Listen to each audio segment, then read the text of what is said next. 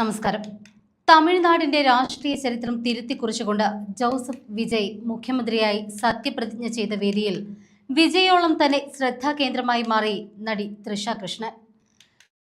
ജവഹർലാൽ നെഹ്റു സ്റ്റേഡിയത്തിൽ നടന്ന ചടങ്ങിൽ അക്വാ ബ്ലൂ പട്ടുസാരിയിൽ അതിസുന്ദരിയായി എത്തിയ തൃഷ ക്യാമറ കണ്ണുകളുടെയും ജനക്കൂട്ടത്തിന്റെയും പ്രധാന ആകർഷണമായി മാറി.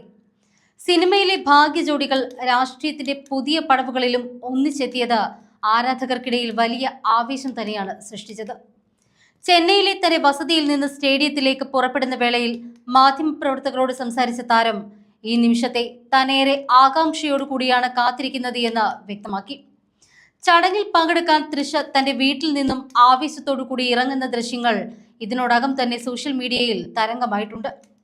തിരഞ്ഞെടുപ്പ് ഫലങ്ങൾ പുറത്തു വന്ന സമയത്ത് തൃഷ തിരുപ്പതി ക്ഷേത്രം സന്ദർശിച്ചത് നേരത്തെ തന്നെ വലിയ ചർച്ചയായതാണ്.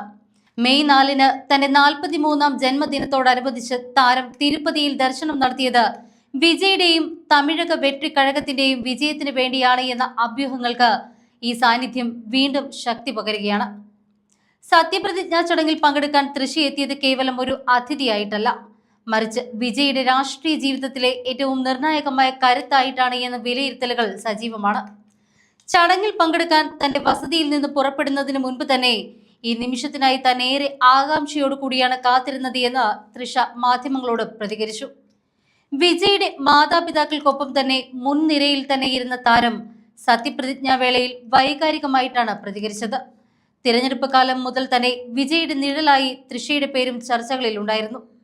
വോട്ടെണ്ണൽ ദിനം തൃഷയുടെ ജന്മദിനമായിരുന്നു എന്ന യാദൃശ്ചികതയും വിജയിന്റെ വിജയത്തിനായി താരം തിരുപ്പതിയിൽ നടത്തിയ പ്രത്യേക പ്രാർത്ഥനകളും നേരത്തെ തന്നെ വലിയ വാർത്തയായതാണ്.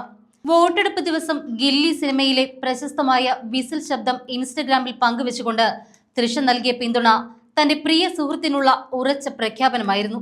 വിജയുടെ വ്യക്തി ജീവിതത്തിലെ മാറ്റങ്ങളും വിവാഹമോചന വാർത്തകളും തൃഷയുടെ പേരുമായി ബന്ധപ്പെടുത്തിക്കൊണ്ട് ചില കേന്ദ്രങ്ങൾ വിവാദമാക്കാൻ ശ്രമിച്ചിരുന്നുവെങ്കിലും അതൊന്നും തന്നെ തങ്ങളുടെ സൗഹൃദത്തെയോ രാഷ്ട്രീയ പിന്തുണയെയോ ബാധിക്കില്ല എന്ന ശക്തമായ സന്ദേശമാണ് സത്യപ്രതിജ്ഞാ വേദിയിലെ സാന്നിധ്യത്തിലൂടെ തൃഷ നൽകുന്നത്. ടിവിക്ക് തരംഗമായി മാറിയ തിരഞ്ഞെടുപ്പിൽ വിജയ് നേടിയ അവിസ്മരണീയ വിജയത്തിന് ശേഷം അദ്ദേഹത്തിന്റെ വസതിയിലെത്തി നേരിട്ട് അഭിനന്ദനം അറിയിച്ച ആദ്യ താരങ്ങളിൽ ഒരാളും തൃഷ തന്നെയായിരുന്നു. മുഖ്യമന്ത്രിയായതോടുകൂടി വിജയ് രാജിവെക്കുന്ന നിയമസഭാ മണ്ഡലത്തിൽ തൃഷ ഉപതിരഞ്ഞെടുപ്പിൽ മത്സരിക്കാനുള്ള സാധ്യതയും തള്ളിക്കളയാനാവില്ല. സിനിമയിലെ സൂപ്പർ നായിക രാഷ്ട്രീയത്തിലും വിജയുടെ വലം കൈയായി മാറുമോ എന്നതാണ് തമിഴകം ഇപ്പോൾ ഉറ്റുനോക്കുന്നത്. രാഹുൽ ഗാന്ധിയും മറ്റ് രാഷ്ട്രീയ പ്രമുഖരും പങ്കെടുത്ത വേദിയിൽ നീല പട്ടുസാരി ഉടുത്തുകൊണ്ട് പുഞ്ചിരിയോടെ ഇരുന്ന തൃഷയുടെ ചിത്രങ്ങൾ ഇതിനോടകം തന്നെ സോഷ്യൽ മീഡിയയിൽ വൈറലായി കഴിഞ്ഞു.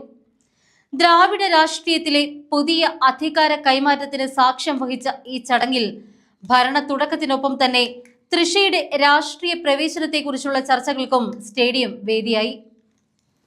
Next news.